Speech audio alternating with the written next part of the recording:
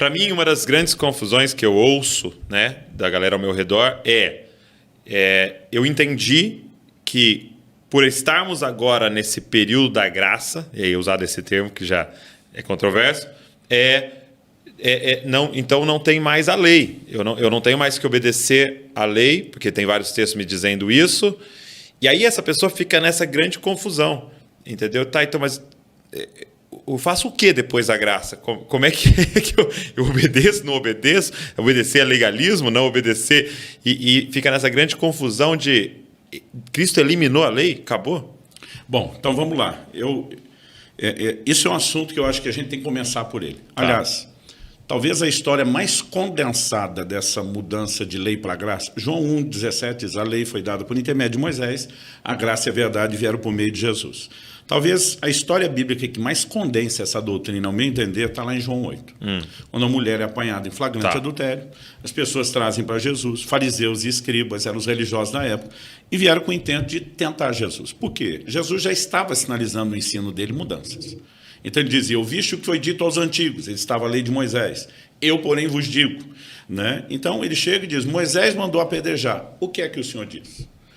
Então, inicialmente, Jesus só deixa eles cumprir a lei de Moisés, diz, quem tiver sem pecado, atire a primeira pedra.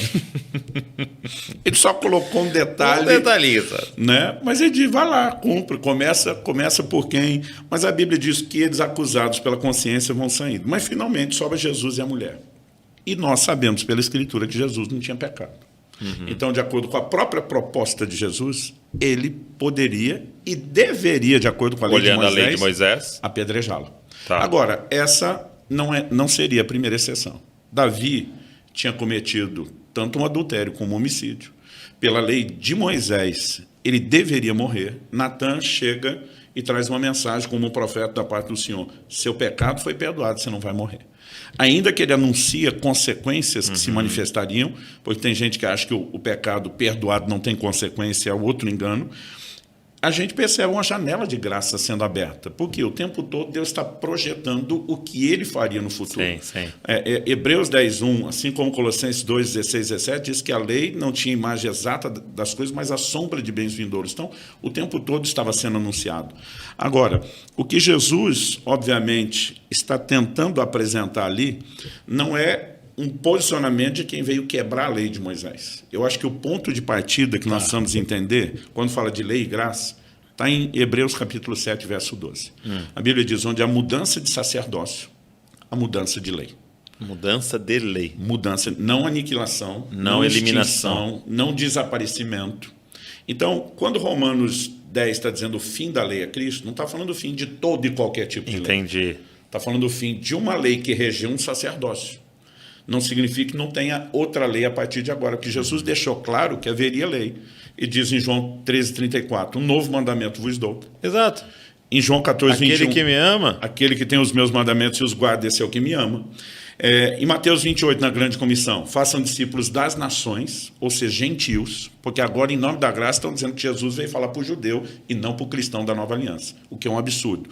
Jesus diz, façam discípulos das nações, gentios que se converteriam, batize-os em nome do Pai, do Filho e do Espírito Santo, evento só da nova aliança, ensinando-os a guardar tudo o que eu vos tenho mandado. E o guardar é obedecer, né? É obedecer. Né? Então, obviamente, o Novo Testamento fala da lei de Cristo. Não dá para dizer que não tem lei. O que nós precisamos entender é que Romanos 10:4 não está falando do fim de todo e qualquer tipo de lei, porque alguns estão pregando uma graça que virou anarquia gospel.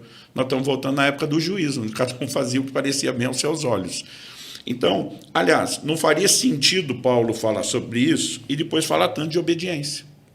Porque obediência presume que tem lei. Obedecer o quê? Né? Exatamente. Então, eu acho que o ponto de partida é entender o que mudou. Bom, até antes de discutir a questão da mudança de lei, Douglas, o que muita gente está pregando em nome da graça, é lógico que eles não falam desse jeito, mas a conclusão aqui remete-se, se você for seguir a lógica, é que parece que para começo de conversa quem mudou foi Deus. Tá. Eles apresentam a visão que Deus no Velho Testamento era mau, era cruel, rabugento, mal-humorado, e parece que no Novo Testamento ele se converteu. Agora ele é bom, ele é amor.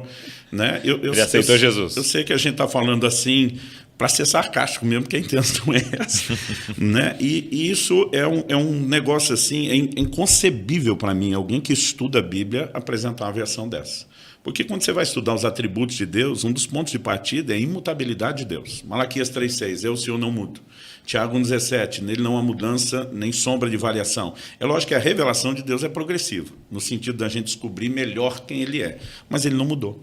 Então, já lá no início da história da igreja, tinha um camarada chamado Marcião, né, que ele pregava que o Deus do Velho Testamento era um, do Novo Testamento era outro. Uhum.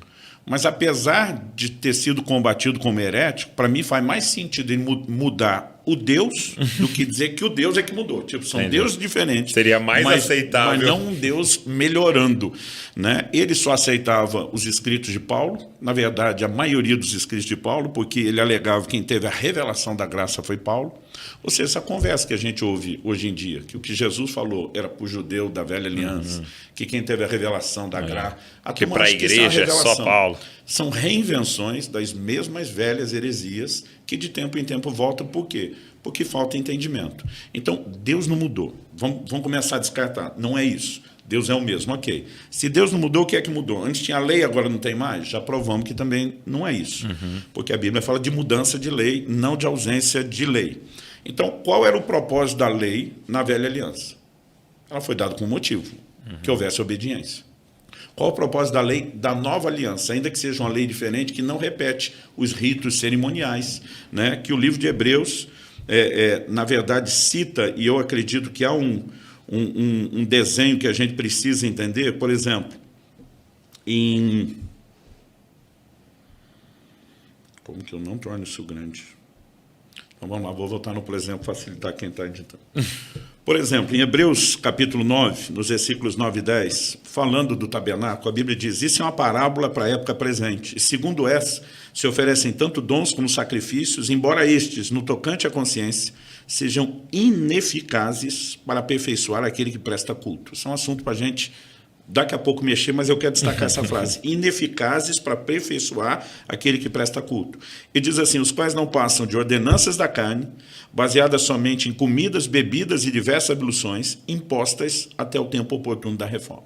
Então, a lei tinha prazo de validade, teria uma reforma, ela tinha ritos cerimoniais que não aperfeiçoavam ninguém e que eles desapareceriam depois. Então, por exemplo, no livro a gente faz distinção entre lei cerimonial, dessas comidas, bebidas, dos ritos de purificação, e lei moral. Então, por exemplo, antes da lei de Moisés, depois do dilúvio, Deus já fala para Noé que não poderia haver homicídio e que o homicida tinha que ser julgado. Moisés incorpora essa lei na sua. E depois que a lei de Moisés perde o prazo de validade, no livro do Apocalipse a Bíblia está dizendo, de fora ficarão os homicidas. Então, quer dizer, isso começa antes da lei, tem a vigência durante a lei, continua depois da lei. Então, a gente faz essa distinção do que é uma lei moral e cerimonial. Tá. Não vou nem mexer no que alguns querem detalhar como a parte da cerimonial sacerdotal. Vamos deixar só isso. Qual era o propósito dessa lei, né? Antes? Que ela fosse obedecida. Qual o propósito da lei da nova aliança? A mesma. Sim. A Bíblia diz que antes nós éramos filhos da desobediência, e agora somos chamados de filhos, em 1 de Pedro, da obediência. Então, o propósito também não mudou. Qual era a consequência da desobediência no Velho Testamento? Maldição. Deuteronômio 28. Né? Havia juízo, havia consequência. Quando você chega no Novo Testamento, qual a consequência do pecado deliberado sem arrependimento? O mesmo. Outro dia alguém me disse, não tem juízo na nova aliança. Eu falei, não tem juízo na sua cabeça. Né? Porque você olha, por exemplo, o imoral de Corinto, em 1 Coríntios 5, Paulo dizendo, seja entregue a Satanás para a destruição da carne. Se isso não é juízo, é o quê? Uma carícia, né? Um afago de Deus. Não é. Ainda há uma manifestação de misericórdia por trás de todo o juízo, mas... eu digo que você não tem juízo no Novo Testamento, Ananias e Safira morreram à toa, Pedro não devia ter liberado o juízo, o mesmo Pedro que diz que o juízo começa pela casa de Deus. No livro do Apocalipse, o Senhor Jesus se refere a uma mulher que ele denomina, numa das igrejas da Ásia, de Jezabel, e diz assim, eu dei-lhe tempo para que ela se arrependesse, mas ela não quer se arrepender da sua prostituição. O Senhor Jesus diz, eu vou prostrá-la de cama, bem como os que com ela adulteram, eu vou matar os seus filhos. Como que não tem juízo? Né? Agora, o juízo ele não é algo inevitável. Aqui Jesus está dizendo, eu estou dando tempo para que se arrependa. Então, assim, aonde está a manifestação da graça? Longanimidade não pode ser confundida com impunidade. São duas coisas bem distintas. Entendi. O problema é que, principalmente na graça, a longanimidade ela passou a ser interpretada como impunidade. Mas a consequência tem. Então, para mim, o ponto central é o que mudou. O que mudou foi a capacidade do homem obedecer, que não existia, Entendi. que ela nos foi dada a partir do novo nascimento. Então, a lei era ineficaz para aperfeiçoar. A graça veio aperfeiçoar. Esse é o grande ponto de mudança. Então, se a gente não enxergar uma graça que aperfeiçoa, que tem transformação progressiva, nós estamos barateando demais a ação dela.